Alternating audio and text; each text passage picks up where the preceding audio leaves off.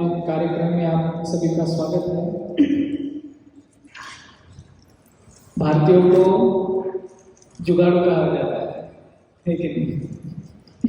तो किसी भी परिस्थिति में वो रुकने वाले रहते नहीं, किसी भी समस्या से झुकने वाले होते नहीं। तो हमारे पास एप्पल का मोबाइल है, लेकिन उसका स्टैंड रबर से बंधा हुआ है।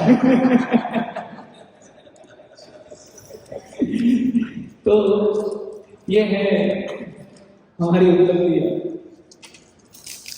तो ये जीनियस है प्रभु जी का कि हम सोच रहे थे कि लगेगा नहीं लगेगा, होगा नहीं होगा। तो आज के इस कार्यक्रम में हमारा जो पिछले सप्ताह में उसके पिछले सप्ताह में हमने एक सीरीज की शुरुआत की थी, भगवान श्री कृष्ण और अर्जुन के नामों का अर्थ भगवद गीता में कैसे दिया गया है, हम उसका चर्चा कर रहे थे। तो उसी सीरीज को आज शुरुआत करेंगे, कंटिन्यू करेंगे। मैं जब नीचे आ रहा था तो नीचे मुझे लगा जिम में हमारा आज क्लास है क्योंकि वहाँ पर सब तैयार थे, body builders. Everyone is concern about their body, कि शरीर को तंदुरुस्त कैसे रखा जाए। तो वहाँ पर सब लोग समय बिताएंगे अपने शरीर की मसल्स को बढ़ाने में, लेकिन हमारे मन की मसल्स को बढ़ाने का या हमारे आध्यात्मिक मसल्स को स्ट्रॉन्ग करने के लिए यहाँ पर बहुत कम लोग दिखेंगे। हमारी आध्यात्मिक मसल्स बढ़ाने के लिए सत्संग ही जिम है ना। क्लब हाउस एक ऐसा जिम है, स्पिरिचुअल जिम। तो यहाँ पर हम आए हैं, एकत्रित हुए हैं हमारी आध्यात्मिक जो मसल्स है उसे स्ट्रॉन्ग करने के लिए। और जब आध्यात्मिक मसल स्ट्रॉन्ग होगी तो हम माया के जो ऑनस्लॉट्स है, माया के जो हमारे लिए अलग अलग पेज है, उसे हम रख पाएंगे। नहीं तो ये बहुत ही सहज हो जाता है कि भौतिक प्रकृति के अलग अलग मोह के कारण हमारी आध्यात्मिक शक्ति क्षीण होने लगती है। आध्यात्मिक जो दृढ़ता है वो हम खो गए। फिर हम सोचते हैं कि मैं जब क्यों करता हूँ या क्यों करना चाहिए। इतने सारे चीजें उपलब्ध है, इतनी सारी वस्तुएं उपलब्ध है, इतने सारे आकर्षण उपलब्ध है। तो आध्यात्मिक सत्संग में, आध्यात्मिक कार्यों में मैं अपना समय क्यों गंवाता हूँ? वैसे भी तो जीवन सुखी तो चल रहा है ना। स्वर्गलोक में सारे देवता ये प्रार्थना करते हैं कि भगवान, ये स्वर्गलोक में आपकी भक्ति नहीं होती है। क्यों? इंद्रिय उत्सव। यहां पर इंद्रियों को संतुष्ट करने के लिए इतने उत्सव है, इतने अगणित आकर्षण उपलब्ध है कि वो उसका भोग करते करते ही हमारा ये जीवन जा रहा है। तो जब इंद्रिय उत्सव होता है तो भगवत उत्सव में, भगवत भक्ति में मन नहीं लगता है या उसका समय नहीं मिलता है। और जो व्यक्ति नरक में यातनाएं झेल रहा है, वो व्यक्ति भी भगवत भक्ति नहीं कर सकता, क्योंकि यातनाओं से इतना त्रस्त होता है। यातनाओं से निकलते निकलते वो भगवान का स्मरण करना उससे बहुत कठिन हो जाता है। तो ये दोनों परिस्थितियों में, उस स्वर्ग की परिस्थितियां हो या नरक की परिस्थितियां हो, वो दोनों परिस्थितियों में भगवत भक्ति नहीं होती। ये जगह पर अत्यंत सुख है और दूसरी जगह पर अत्यंत दुख है। तो देवता लोग क्या प्रार्थना करते हैं कि भगवान आप हमें धरती पर जन्म दीजिए, वहां पर क्या है, अत्यंत दुख भी नहीं है और अत्यंत सुख भी नहीं है। तो इन परिस्थितियों में आपका स्मरण करना ये आसान हो जाता है। तो जहां जहां भी ऐश्वर्य की उपलब्धि है वहां पर भगवत स्मरण कठिन है। तो ये हमारा सौभाग्य है कि जो देवताओं को उपलब्ध नहीं है वो हमें उपलब्ध है, अगर हम इसे समझे। नहीं तो हम कांक्षा कर रहे कि अरे कब स्वर्ग की प्राप्ति होगी, कब ऐसे स्थान पर जाऊंगा जहां पर बस इंद्रिय का उत्सव ही उत्सव है। नहीं, तो एक सत्संग जो कार्यक्रम है, भगवत भक्ति है, ये अवसर हमें जो प्राप्त हुआ है श्री प्रभुपाद जी की कृपा के द्वारा, उसका हमें पूरी तरह से लाभ उठाना चाहिए और भक्ति में जितना हम अग्रसर हो सके उतना हमें प्रयास करना चाहिए।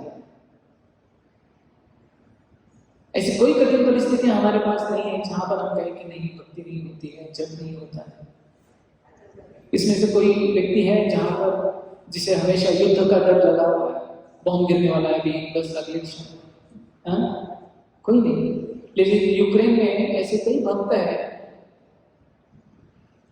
जो हमेशा ये डर में है कि कब किधर बॉम्ब गिर जाए, अगले क्षण हम रहेंगे नहीं रहेंगे। ऐसी तो परिस्थिति यहां पर है नहीं। तो हमें कितना सौभाग्यशाली हमें समझना चाहिए कि ऐसी परिस्थितियां हमें प्राप्त हुई जहां पर हम आसानी से भक्ति कर सके।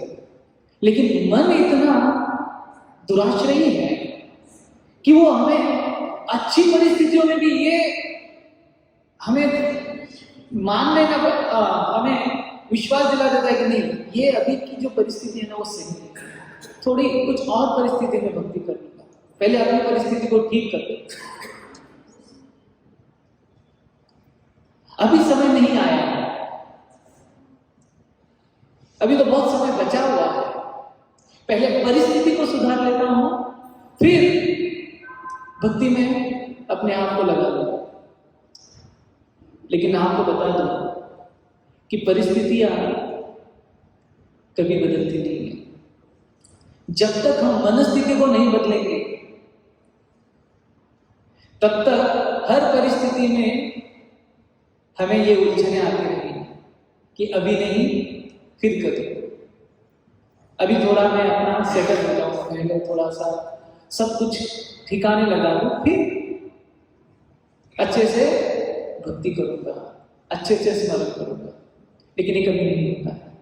इसीलिए हमारे आचार्यों ने, हमारे गुरुवर्गों ने यही हमें समझाया कि जिस भी परिस्थिति में हो वहां पर हमें मनस्थिति ऐसी बना लेनी चाहिए जहां पर भक्ति में हम अग्रसर हो जाए।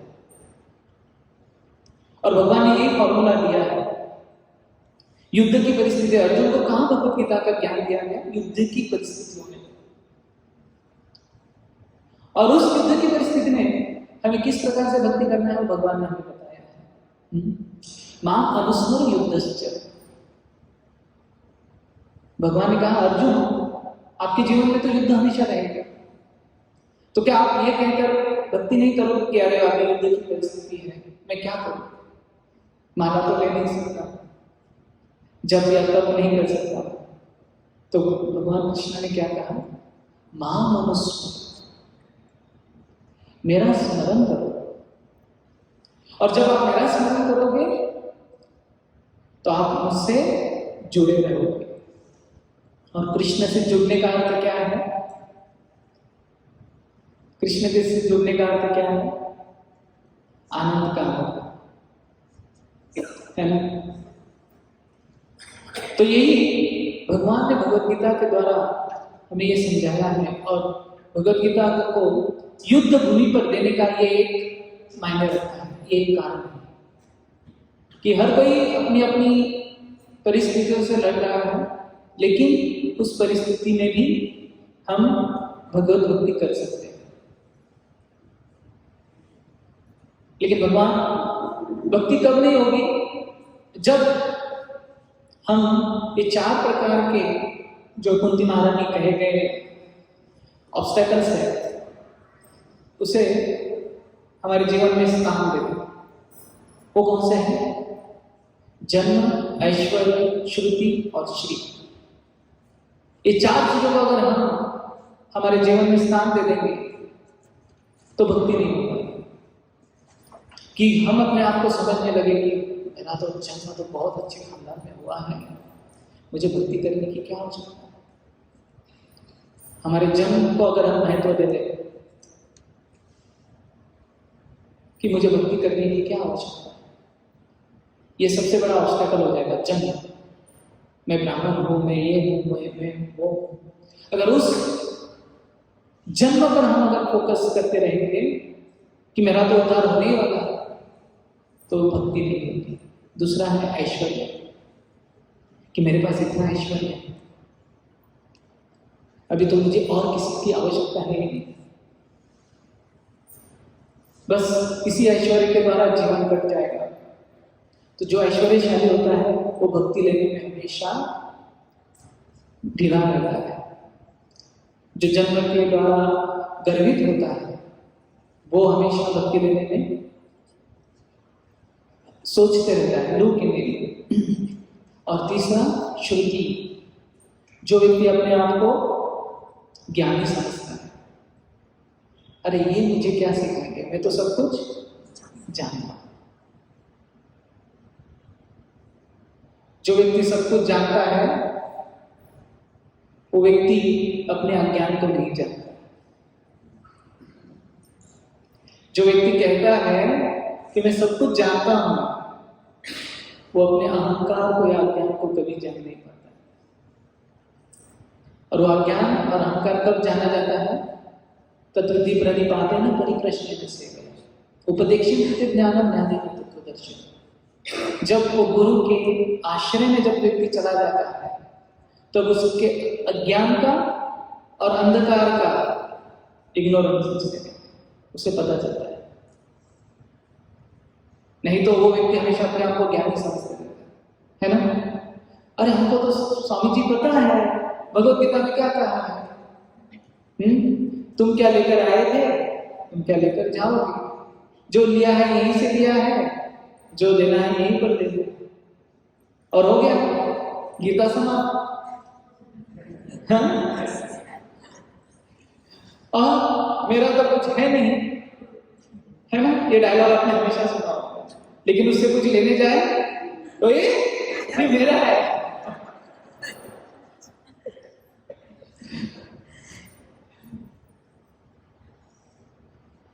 तो इंडियंस ये सब जानते हैं कि आप कौन हो, तो हम आत्मा है, लेकिन काम तो पूरा शरीर के लिए भी करेंगे, आत्मा के लिए कुछ नहीं।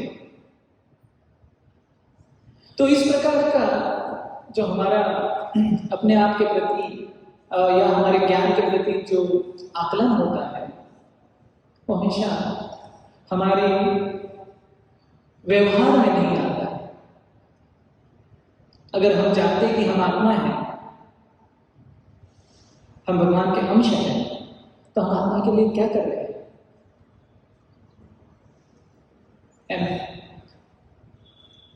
हमारे कृष्ण कॉन्शियसनेस के शुरुआती दिनों में ये हमें समझाया जाता है क्या कि ड्राइवर का खाना और गाड़ी का खाना अलग अलग होता है ना। गाड़ी किस पर चलती है? पेट्रोल पर, और ड्राइवर किस पर चलता है? डीजल पर।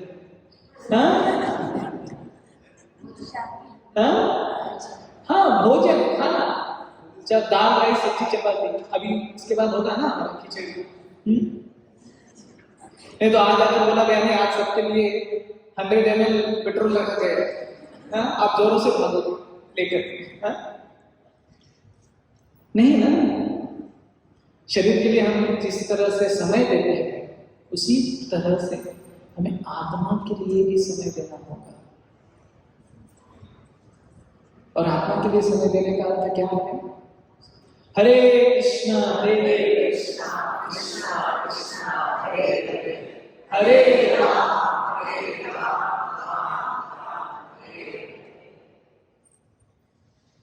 तो हमारे शरीर के लिए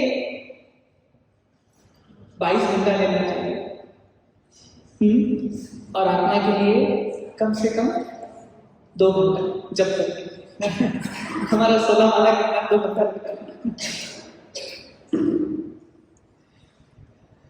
तो जब करना, शास्त्रों का अध्ययन करना या शास्त्रों का श्रवण करना या सत्संग में आना, ये वो आत्मा के स्तर पर कार्य है। तो जब हम इसे प्रायोरिटी हमारे जीवन में देंगे तो हम निश्चित रूप से भगवत भक्ति में और भगवत धाम की ओर अग्रसर होते हैं। तो इसी उद्देश्य से हम यहाँ पर एकत्रित होते हैं और इसी उद्देश्य से हम श्रवण और कथा करते हैं कि हमारी आध्यात्मिक प्रगति।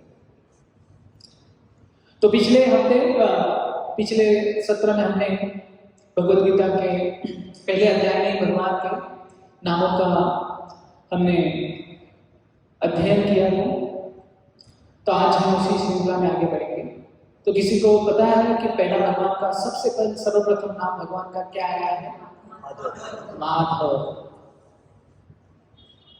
माधव क्या शब्द क्या दर्शाता है?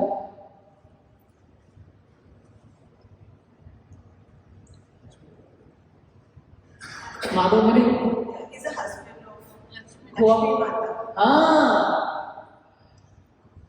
वो माँ लक्ष्मी देवी के पति हैं, और माँ लक्ष्मी के अगर पति है उनका पहला नाम भी आ गया है, तो युद्ध का अंत भी क्या होगा? उनको विजय प्राप्त होगी, फॉर्चून प्राप्त होगा। पहले नाम से ही युद्ध का परिणाम का इंडिकेशन संजय ने धृतराष्ट्र को कर दिया। क्या ये माधव वहां पर खड़े हैं, और अगर माधव जहां पर खड़े हैं तो लक्ष्मी देवी रुक करके और नहीं चली जाएगी, है कि नहीं? कहां पर आएगी? माधव के पास ही आए, कृष्ण के पास ही आए। तो भले ही अर्जुन की सेना में महारथी नहीं होंगे जितने कौरव के पास है, हालांकि कौरव सैन्य बल बहुत है, कौरव के पास नारायणी सेना है, लेकिन पांडव के पास कृष्ण है ना। ये हमेशा मुझे हमेशा अच्छा लगता है। एक बार कृष्ण ने अर्जुन की चुटकी लेते हुए कहा कि हे अर्जुन,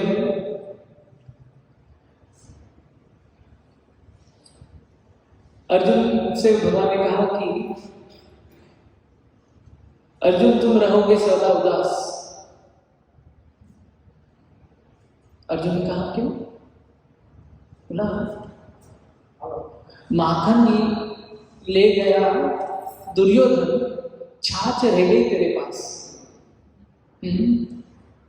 माखन ले गया दुर्योधन। बोले तो नारायणी सेना, जो इतनी मेरी पावरफुल नारायणी सेना है, वो दुर्योधन लेकर गए, और तेरे पास क्या रह गया? छाछ, है ना। जब हम दही को मंथन करते हैं तो हम छाछ 1000 रुपए किलो बेचते हैं ना। फिर अच्छा सॉरी, वो फ्री में देते हैं। माखन को 1000 रुपए किलो में मिलता है। तो कृष्ण ने कहा अर्जुन, अरे वो तो माखन लेकर गया, नारायणी सेना, शस्त्र अस्त्र से सुसज्जित, दुनिया में जिसका कोई तोड़ नहीं है, वो दुर्योधन लेकर गया, और तेरे पास क्या रहेगा? छाछ। मैं ना शस्त्र उठाऊंगा, ना ही युद्ध में भाग लूंगा। तो ऐसे कृष्ण को लेकर तुम क्या करोगे? तो अर्जुन ने कुछ कम नहीं कहा। अर्जुन ने कहा कृष्ण, आपका भक्त ना होगा उदास, कृष्ण आपका भक्त ना होगा उदास। क्या हो गया, दुर्योधन अगर ले गया माखन, माखन चोर है मेरे पास।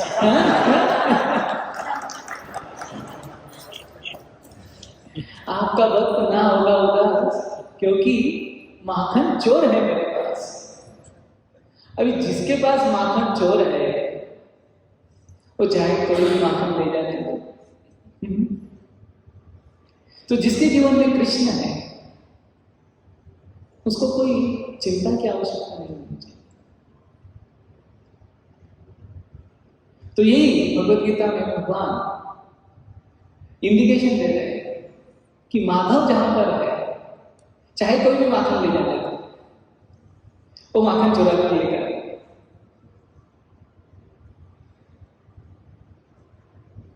तो हम आखिरी स्तोत्र में हमने पहले अध्याय के 24वें श्लोक तक चर्चा की।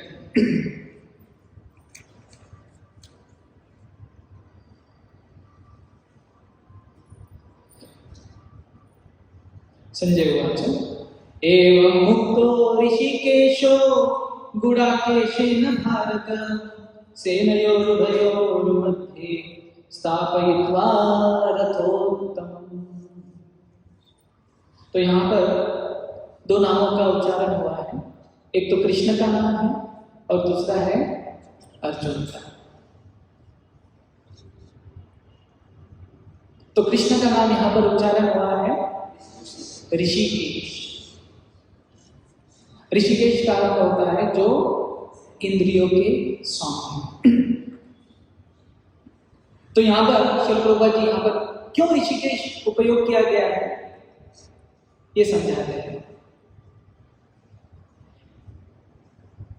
क्योंकि कृष्ण इंद्रियों के स्वामी है, इंद्रिय में मन भी आता है, मन और हमारी पंचेंद्रिया।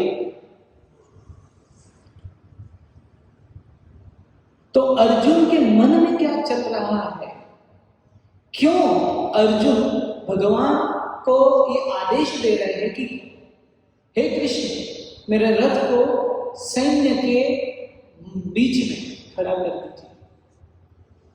तो ये ऋषिकेश जानते हैं कि अर्जुन के मन में क्या चल रहा है।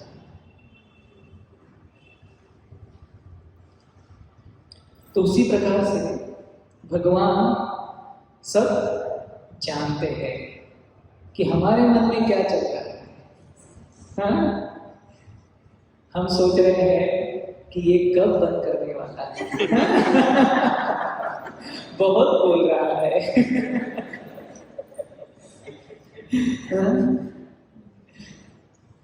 हमारे मन में चल रहा है कि आज क्या हो रहा होगा बाहर, आज एक क्लब हाउस में क्या लेकर आए।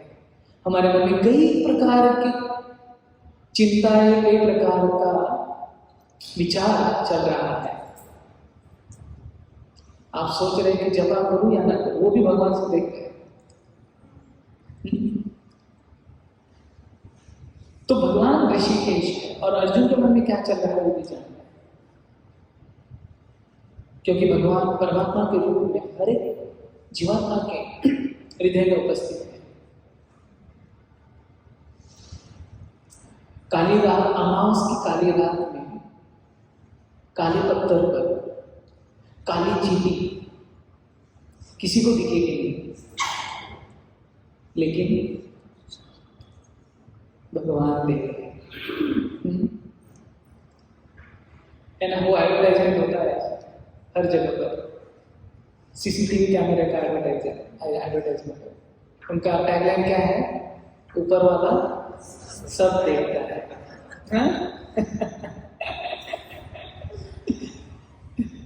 तो आप कहीं भी रहने दो, किसी भी अवस्था में रहने दो, क्या ऊपर वाला और अंदर वाला सब देख रहा है। तो अर्जुन को लग रहा है कि कृष्ण को मैं तो केवल आगे दे दूं, कृष्ण को सुन लेंगे, चले जाए आगे ले लेंगे रथ। लेकिन अर्जुन क्या सोच रहे हैं वो भी कृष्ण जानते हैं। तो इसीलिए आपके एक्सटर्नल्स मायने नहीं रखते, आपका भाव क्या है। मूर्खो वदति विष्णाय धीर वदति विष्णवे उभयोरपि समं पुण्यं भावग्राही जनार्दन। भावग्राही जनार्दन। दुर्योधन का भोग न खायो, शिव को सात विदुर घर खायो, ऐसे प्रेम पुजारी राधे श्याम श्याम श्याम।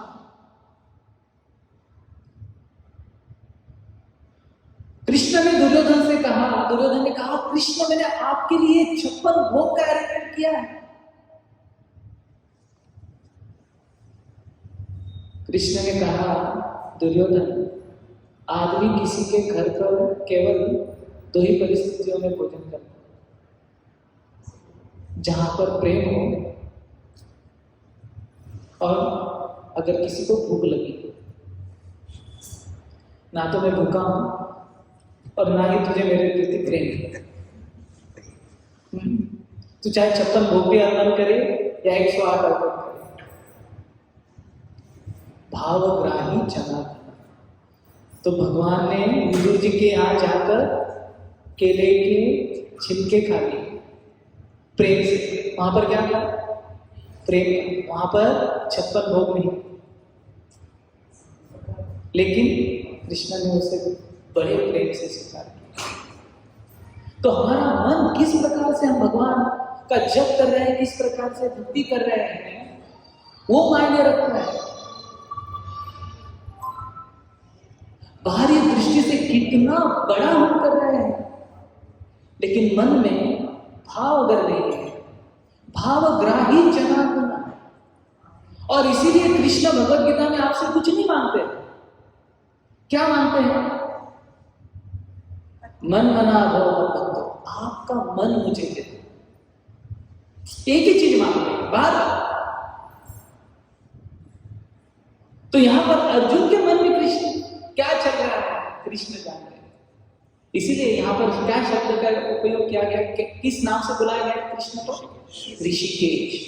क्योंकि अर्जुन ने बोला रथो तमस्तापय में, मेरा रथ का अंतर भी। तो इसीलिए यहां पर ऋषिकेश। और विश्वनाथ चक्रवर्ती ठाकुर एक और उदाहरण, एक अच्छा सा मीनिंग इसका देते हैं कि देखो ये ऋषिकेश इंद्रियों के स्वामी।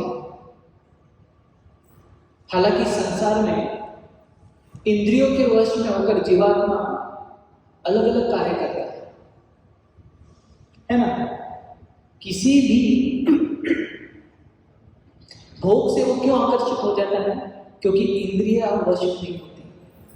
और भक्तों की सबसे बड़ी समस्या क्या है? अनियंत्रित इंद्रिया, है ना।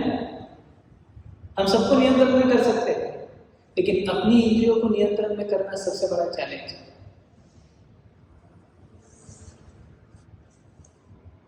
तो यहां पर इंद्रियों के स्वामी, इंद्रियों के नियंता प्रेमवश अर्जुन से नियंत्रित किए जा रहे हैं। अर्जुन के द्वारा अर्जुन ऑर्डर दे रहे हैं कि मेरे रथ को सैन्य के मध्य में खड़ा कीजिए। तो ये बड़ा इंटरेस्टिंग है। जो इंद्रिय के स्वामी है ना, इंद्रिय का अगर आप स्वामी बन जाए तो किसी के ऑर्डर का आप मोहताज नहीं होते, तो आप पालन करना आवश्यक नहीं होता। आप किसी का ऑर्डर क्यों फॉलो करते हैं? क्योंकि अनियंत्रित इंद्रियां होती हैं। मन का डिक्टेशन क्यों हम फॉलो करते हैं? क्योंकि अनियंत्रित इंद्रियां हैं। यहां पर इंद्रियों के स्वामी हैं, लेकिन फिर भी नियंत्रित किए जा रहे हैं, क्योंकि प्रेम के कारण। अर्जुन और कृष्ण का जो प्रेम का संबंध है, भक्तों सी में सखा चाहिए, वो साख्य रस जो है, साख्य प्रेम है। इसी के कारण कृष्ण ऋषिकेश होने के पश्चात भी अर्जुन के आदेशों का पालन कर रहे हैं। तो ये एक अर्थ हुआ यहाँ पर ऋषिकेश का। दूसरा जो शब्द यूज किया गया है, दूसरा जो नाम यहाँ पर उपयोग किया गया है, वो है गुड़ाकेश। तो गुड़ाकेश किसके लिए उपयोग किया गया है? अर्जुन के लिए। तो कृष्ण ऋषिकेश है और अर्जुन गुड़ाकेश है। तो गुड़ाकेश का अर्थ क्या होगा? जीतने वाला, नींद पे जीत प्राप्त करने वाला, नींद पर विजय प्राप्त करने वाला और अज्ञान पर विजय प्राप्त। नहीं तो कोई कोई भक्त बोलता है गुड़ खाने वाला। गुड़ाकेश।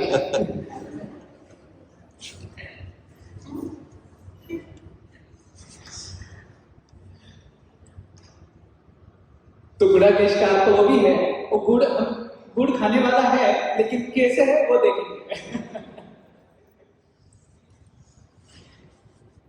तो क्या अर्जुन कभी सोते नहीं थे?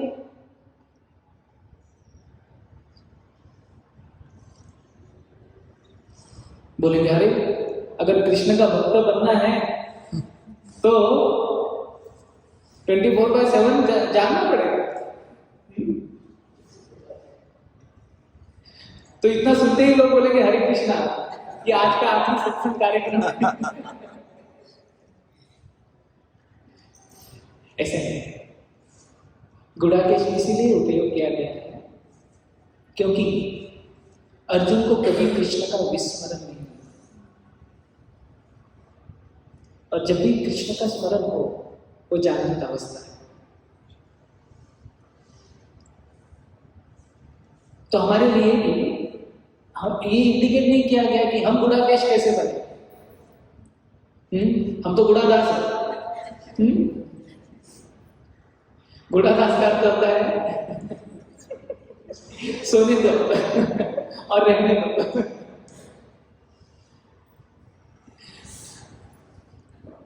आजकल का सबसे बड़ा चैलेंज है कि उठे कैसे।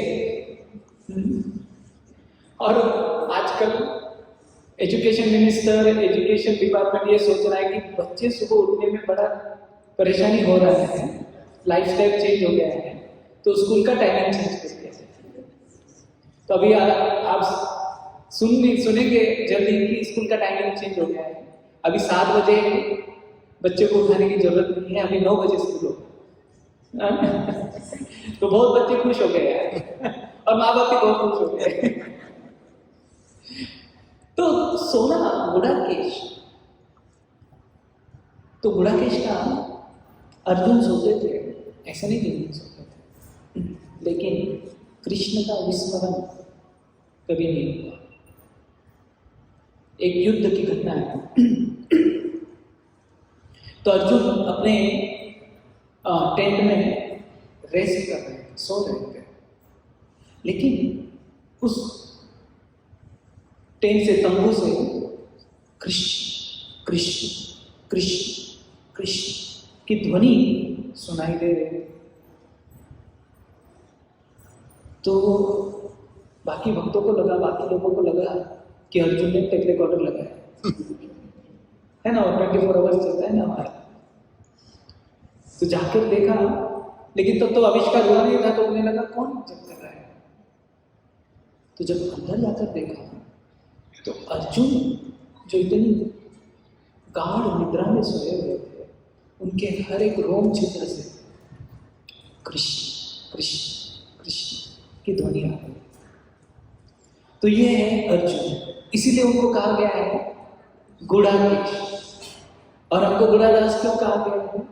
क्योंकि हम जब चालू करते हैं तो हम सो जाते हैं।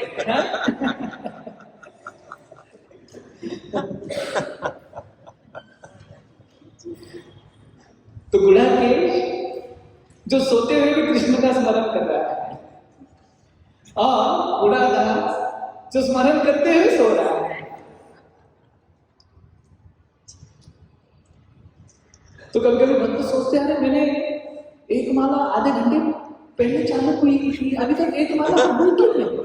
मैं तो जप कर ही जा रहा हूं। और जप करते वक्त आपको नींद ऐसी आती कि आपको समझ में नहीं आता कि आप सो रहे हो, आपको लगता है जब ही कर रहे हैं।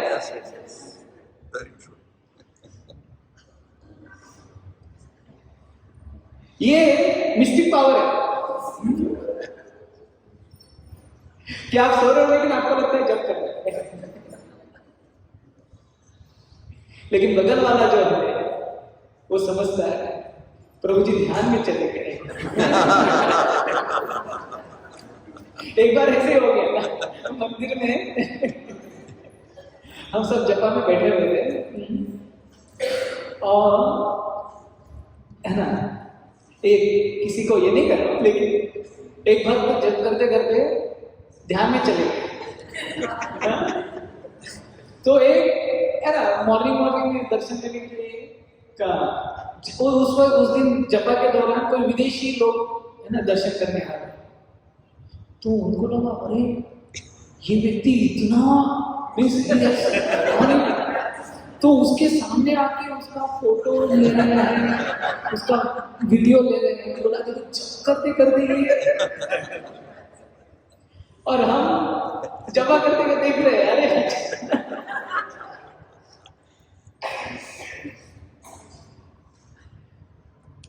तो गुणाकेश वो होता है कि भगवान का कभी भी स्मरण।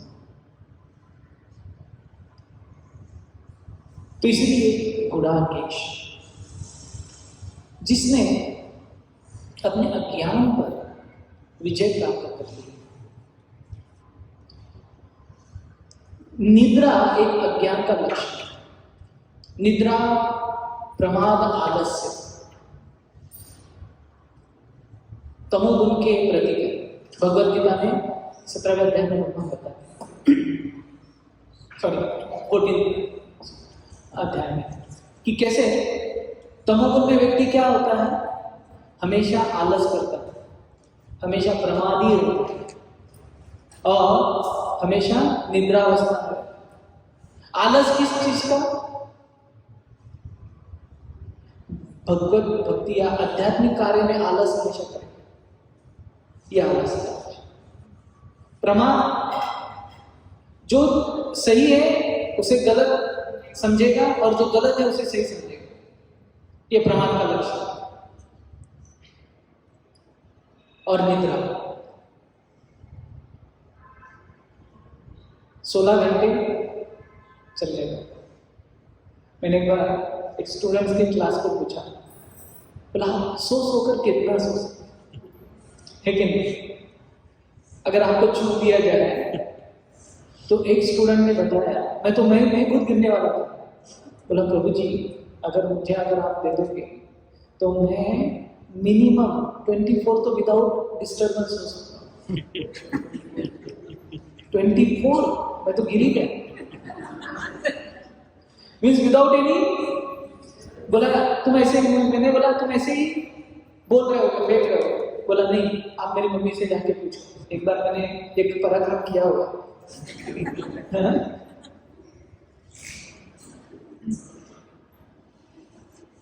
निद्रा, आलस, प्रमाद, ये तमोगुण के लक्षण। लेकिन गुणाकेश वो व्यक्ति है जो तमोगुण अज्ञान पर विजय प्राप्त किया।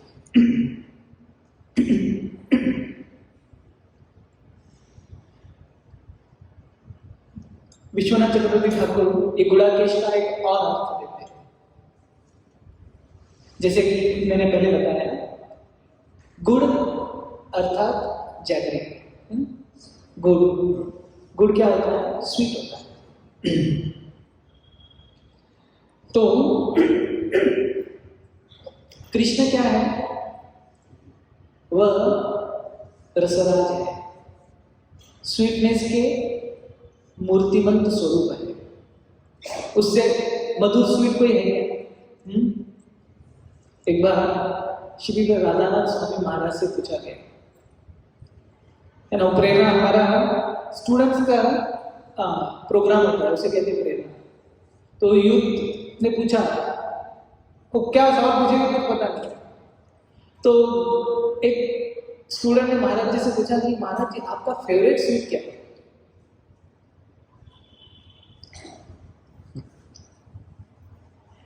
फेवरेट स्वीट क्या है? तो महाराज जी ने कहा कि हरि नाम इज माई फेवरेट स्वीट। और फिर बाद में कहा बाकी दूसरे स्वीट्स में हलवा इज माई फेवरेट स्वीट। तो कृष्ण का हर एक, चाहे वो नाम हो चाहे वो स्वरूप हो, वो स्वीट है। अधरम मधुरम वदनम मधुरम मधुराधिपते अखिलम मधुरम। उनका हर एक अंग, उनका हर एक शब्द, उनका हर एक उनसे जो भी कनेक्टेड है वो क्या है? मधुर है। तो वो मधुर के जो मूर्तिमंत स्वरूप है कृष्ण के साथ जो आदान प्रदान कर रहा है, उनको, वो कृष्ण को अपने आदान प्रदान से आनंद प्रदान कर रहा है, वो है गुणाकेश।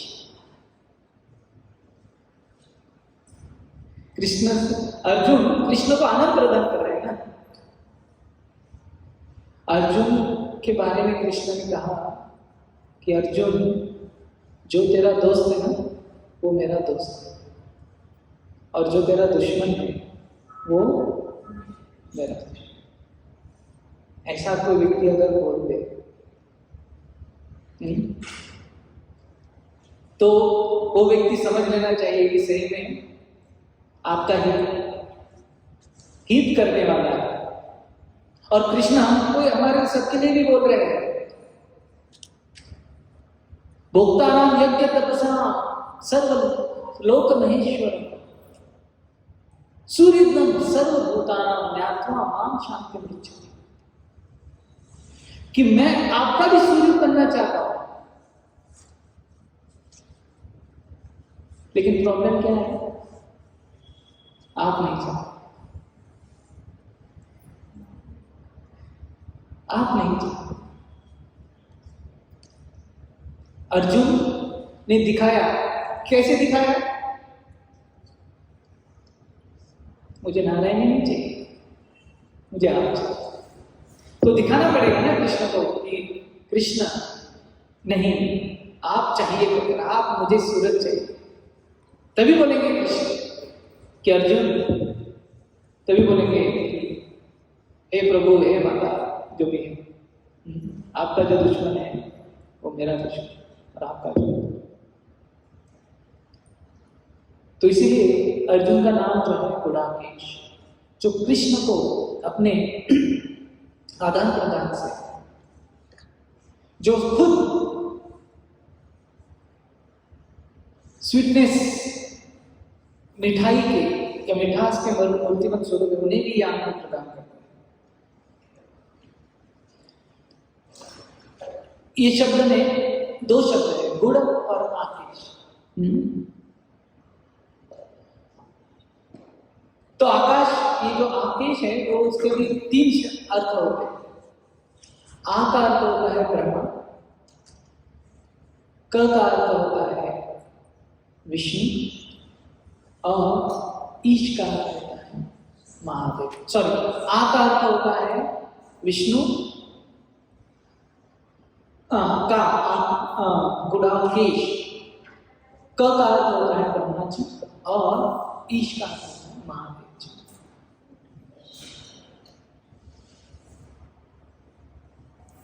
तो वो समझाते हैं कि जो अपने कार्यों से इन तीनों को आनंद प्रदान कर रहा है, ब्रह्मा, विष्णु और महेश को, वो गुणाकेश है।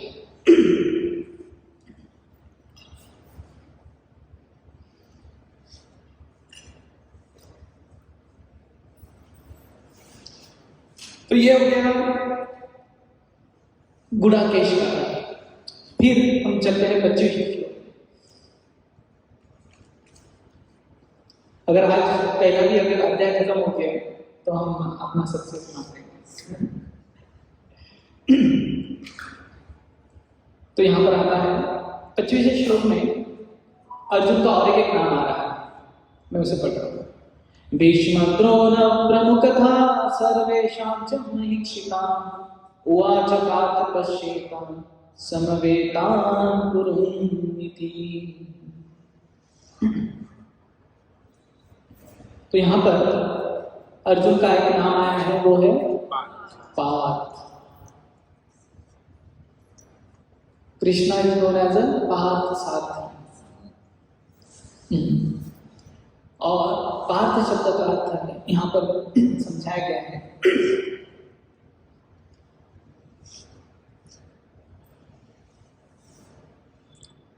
जो पृथा से संबंधित है।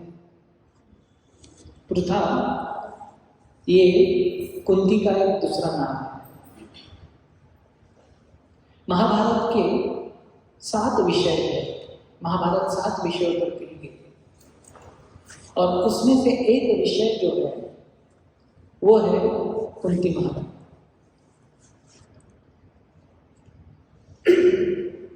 तो वहां पर क्या दर्शाया गया है कुंती का?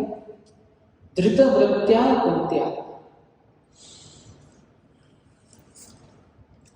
कि कुंती का डिटर्मिनेशन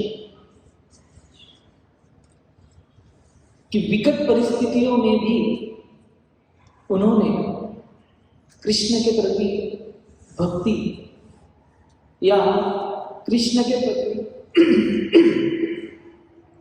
नाराजगी कभी व्यक्त कभी दोष नहीं दिए।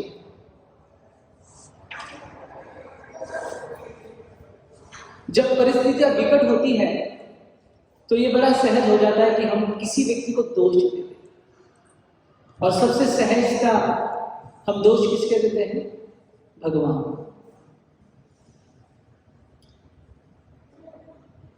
तो उस धृतवृत्त्या कुंत्या का तो पुत्र हो, पार्थ पृथा का पुत्र है। और उस धृतवृत्ति जो दृढ़ता का प्रतीक है,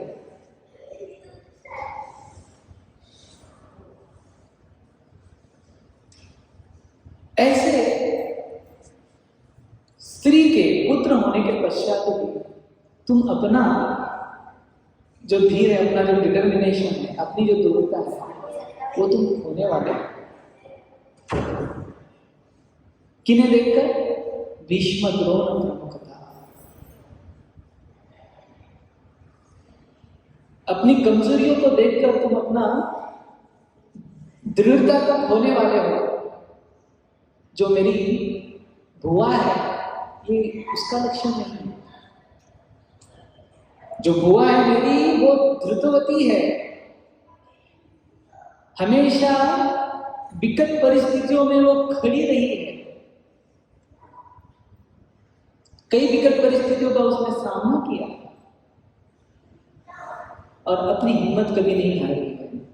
और तुम अर्जुन अब अपनी हिम्मत खोने जा रहे हो, तो ऐसे मत होने देना।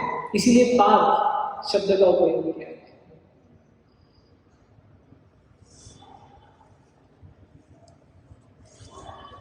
अभी अर्जुन उवाच, अभी और एक नाम आ रहा है कृष्ण। दृष्ट्वेमं स्वजनं कृष्ण युयुत्सं समुपस्थितं सिदन्ति मम गात्राणि मुखं च परिशुष्यति।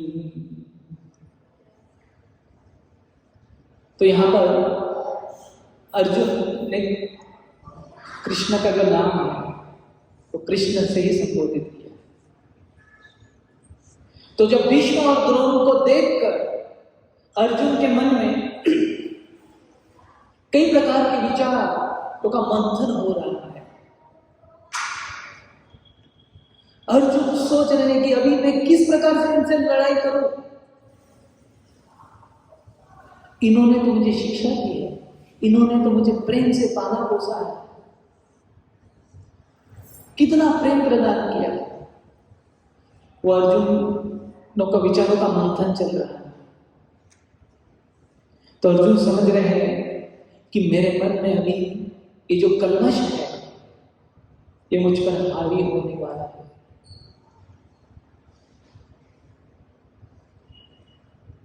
मेरी जो मति है, जो मेरी दृढ़ता है, वो क्षीण होते जा रही है। तो अर्जुन चाहते हैं कि कृष्ण का यहां पर क्या अर्थ दिया गया है? जो अपने भक्तों के दोषों को दूर करते हैं वो कृष्ण। कृष्ण शब्द का अर्थ यहां पर क्या लिया गया है? जो दोषों को दूर करने वाले हैं। तो भक्तों के जीवन में जो कई प्रकार के दोष होते हैं, हम हमारे कितने दोषों से लड़ाई करते हैं।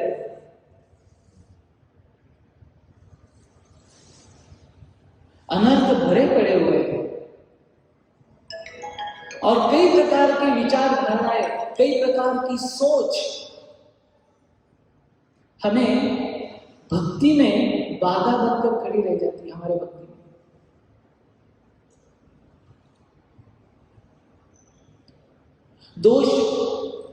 दोषारोपण करना या दोषों का अवलोकन करना, fault finding and fault analysing, यही हमारे जीवन में चलता है।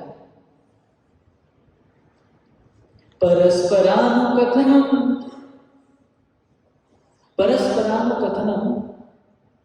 पावनम भागवतम। तो मिथो रति मिथो तुष्टि। जब दो भक्त मिलते हैं तो क्या होना चाहिए? परस्परानुकथनम पावनम भागवत यश। तो भगवान के गुण लीला आदि का चर्चा होना चाहिए। लेकिन क्या होता है? किसी के दोषों का चर्चा हम ज्यादा करते हैं और हमारे दोषों का छुपाने का प्रयास करते हैं। मच्चित्ता मदगत प्राण बोधयन्त परस्पर कथयन्तश्च मापित्यं तुष्यन्ति रमन्ति च। यहां पर समझाया गया कि जो भक्त जब एकत्रित आते, एक साथ आते हैं, तो वो शेयर मार्केट या और कुछ चीजों का डिस्कशन नहीं करते हैं। उनके डिस्कशन का विषय होता है कृष्ण। पावनम भागवत यश, और पावन करता है उनको। मिथो रति मिथो तुष्टि, दोनों भी संतुष्टि का अनुभव करते हैं।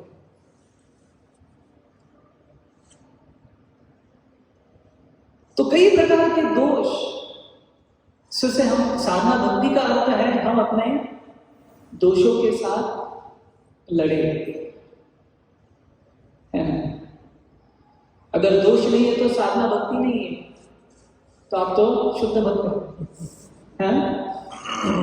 अगर हम साधना की अवस्था में हैं, हम साधक अपने आप को समझ रहे हैं, तो हमें दोषों से लड़ना ही है ना। तो दोषों की लड़ाई में हम अपने आप पर विजय प्राप्त, हम अपने आप से विजय प्राप्त नहीं कर सकते। हम अकेले ही दोषों से लड़ नहीं सकते। दोषों की लड़ाई में हमें भगवान की कृपा आशीर्वाद का आवश्यकता है। और अगर हम उस कृष्ण से याचना नहीं करेंगे, हम कहेंगे कृष्ण ये दोष को मैं आसानी से लड़ लूंगा। When we become helpless, then mercy descends. जब हम हेल्पलेसली कृष्ण के पास जाकर याचना करते हैं कि कृष्ण आपकी भक्ति नहीं हो रही, मुझे आपका स्मरण करना है लेकिन स्मरण नहीं हो रहा, मुझे आपका जप करना है लेकिन जप नहीं हो रहा, मुझे आपकी भक्ति करनी है लेकिन हो नहीं रही है, तो आप ही मुझे सहायता कीजिए। मैं जान रहा हूं, मैं समझ रहा हूं, यहां पर अर्जुन समझ रहे हैं कि अभी मुझ पर ये मेरे विचार हावी होने जा रहे हैं, मैं युद्ध से लड़ने का विचार छोड़ने वाला हूं, मेरे हाथ कांप रहे हैं, मेरे मुख सूख रहा है, परिशिष्य समझ में आ रहा है। तो इसलिए वो कृष्ण से उनका नाम पुकार कर ये इंगित कर रहे हैं, इंडिकेट कर रहे हैं, कृष्ण आप आपके भक्तों के दोषों का निवारण करने में माहिर हो, है ना। हम अलग अलग स्थानों पर जाते हैं, ग्रह दोष निवारण, हाँ, फिर अलग अलग दोषों का निवारण करने जाते हैं, शरीर दोष निवारण, लेकिन कोई मन के दोष निवारण के लिए कहीं नहीं जाता, हाँ? वो तो सबसे बड़े ना अवंती ब्राह्मण 11वें स्कंद में कहते हैं कि न ग्रह कर्म का, मेरे जीवन में परेशानियों का कारण न ग्रह है, न काल है, हाँ? न कर्म है। तो क्या कहते हैं, फिर क्या है आपके परेशानियों का कारण? तो वो कहते हैं ये भौतिक आसक्ति में लगा हुआ मन ही सारे परेशानियों का कारण है।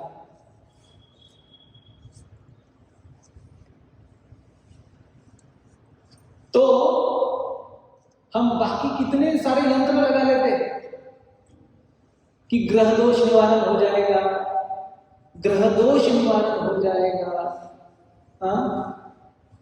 कोई पितृदोष निवारण हो जाएगा, लेकिन मन का दोष निवारण कब करेंगे? इसीलिए हमारे आचार्य ने क्या कहा है, हरे कृष्णा कृष्णा कृष्णा कृष्णा हरे हरे, हरे राम राम राम हरे। ये है मन दोष निवारण मंत्र, हाँ? मैं अभी ट्रेन में जब आ रहा था तो वहां पर एक बहुत बड़ा पोस्टर लगा हुआ था, 24 घंटे में सारे दोषों का निवारण।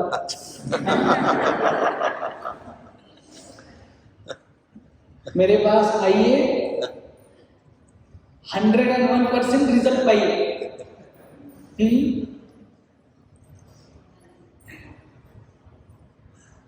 भटको चाहे जिधर, काम होगा इधर।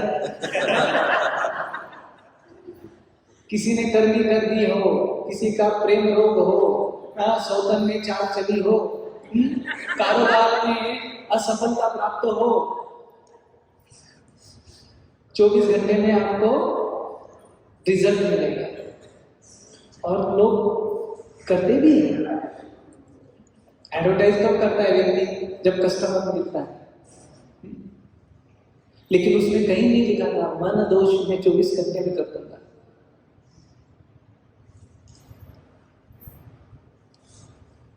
मन का दोष निकालते निकालते 24 लाइफ टाइम भी कंप्लीट जाता है।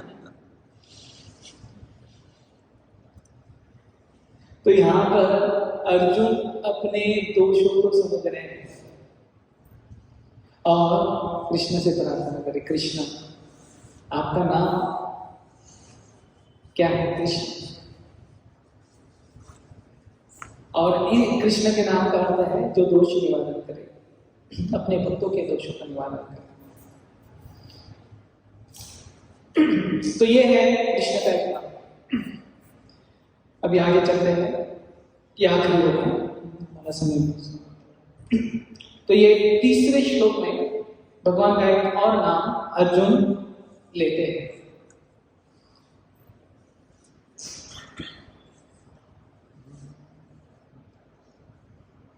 न च शक्नोमि अवस्थातुं भ्रमतिमेव चेतना निमित्तानि च पश्यामि विपरीतानि केशव।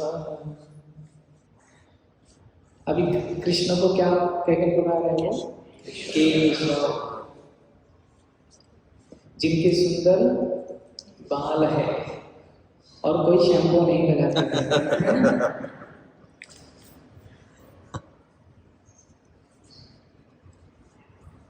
एक बार एक स्टूडेंट का मैं लॉकर देख रहा था, तो वो लॉकर में ऐसे 5-6 टाइप्स के बॉटल दिखे और 5-6 सोप दिखे। मैं बोला इतना लेकर क्या रखा है? तो वो बोला प्रभु जी ये जो बॉटल है वो मेरे बालों के लिए, ये जो बॉटल है वो मेरे फेस के लिए, ये जो बॉटल है वो मैं आंखों के लिए इस्तेमाल करता हूँ। इतना सब कुछ, हम तो एक ही साबुन में सब कुछ हो जाता है, हाँ? इतना बोला नहीं प्रभु जी थोड़ा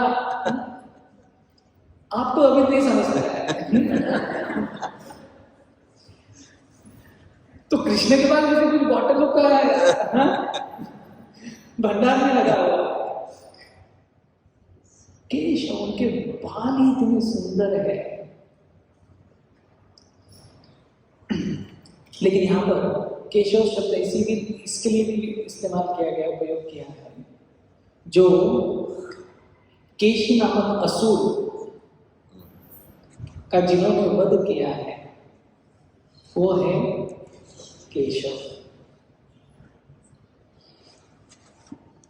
तो अर्जुन कह रहे हैं कि हे केशव,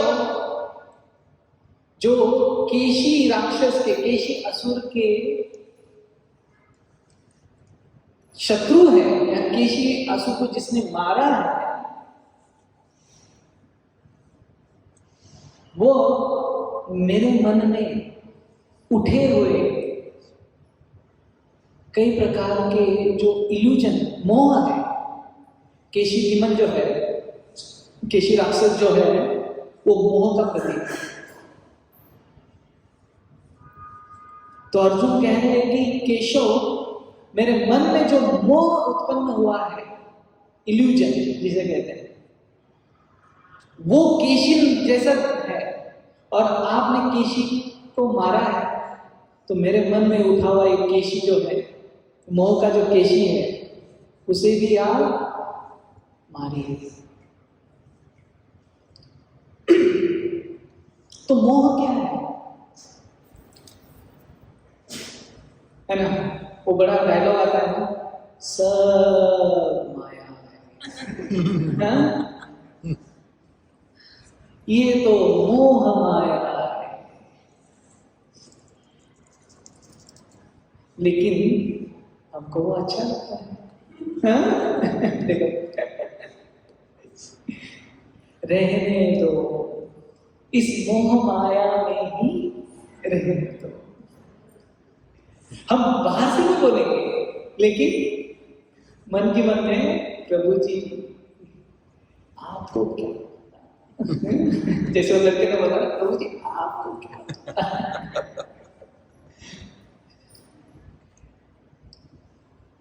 तो ये जीवात्मा के डिक्शनरी में केवल 2 शब्द होते हैं, है ना? डिक्शनरी में तो कई शब्द होते हैं, उसमें हमें अर्थ प्राप्त है, लेकिन जीवात्मा के डिक्शनरी में केवल 2 शब्द होते हैं, और वो क्या है? मी और माई, मैं और मेरा। तो जब भी डिक्शनरी खोलता है तो उसे 2 ही शब्द दिखते हैं कि मैं, I am the great and everything belonging to me is great. I am the protector and everything belongs to me, I will protect. ये सबसे बड़ा इल्यूजन है, the false ego जिसे हम कहते हैं। तो ये false ego is nothing but illusion. And Arjun ये सोच रहे कि अरे ये मुझसे संबंधित है, और मुझसे संबंधित है तो मेरी आस्था वहीं पर है, मेरा प्रेम वहीं पर है, मेरा अस्तित्व वहीं पर है, तो मैं कैसे फाइट करूंगा, मैं कैसे लड़ाई करूंगा?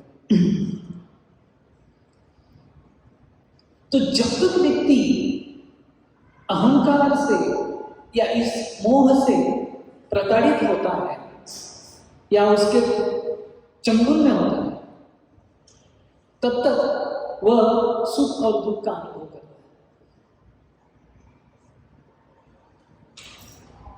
जब तक वो मोह से घिरा हुआ होता है, अहंकार से घिरा हुआ होता है, तो वो तभी तक सुख और दुख का अनुभव करता है। कैसे? कि मान लो अभी सड़क पर एक गाड़ी चल रही है, और उस पर अगर किसी ने पत्थर फेंक दिया तो आपको दुख होगा, आपको सुख होगा? नहीं, आपको सुख होगा कि मेरी गाड़ी नहीं। हाँ? और ये पता चले कि वो गाड़ी आपकी ही थी, तो क्या होगा? भयंकर भयंकर सुख।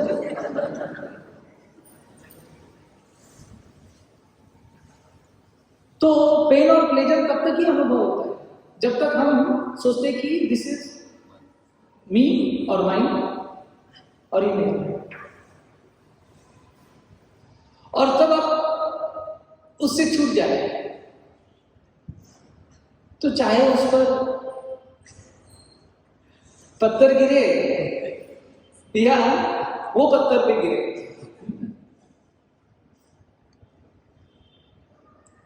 तो अर्जुन क्यों इतना दुख का अनुभव कर रहे हैं? क्योंकि अभी वो सोच रहे हैं ये तो मुझसे संबंधित नहीं। अर्जुन योद्धा है और वो पहली बार युद्ध नहीं कर, कई बार उसने युद्ध किए, कई बार विजय प्राप्त की, लेकिन ये जो युद्ध है निर्णायक युद्ध, और यहां पर वो जानता है कि ये युद्ध में एक तो मैं रहूंगा या वो रहेगा। अगर ये छूट गए तो मैं कैसे जीवन व्यापन करूंगा, मेरा आनंद का क्या, मेरे सुख का क्या? तो इस प्रकार का जो मोह है, जो केसी के समान है, केसी के स्वरूप का है, वो जब तक हमारे जीवन में रहेगा तब तक सुख और दुख का अनुभव हम करते रहेंगे। और ये सुख क्या असली सुख नहीं है, ये सुख माना हुआ सुख है। This is accepted pleasure. It is not real pleasure.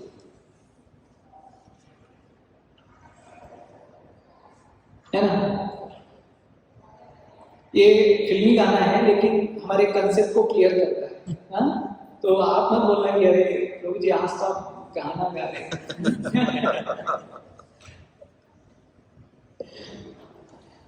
बहुत पहले मैंने पहले सुना था, अभी तो आप पता नहीं।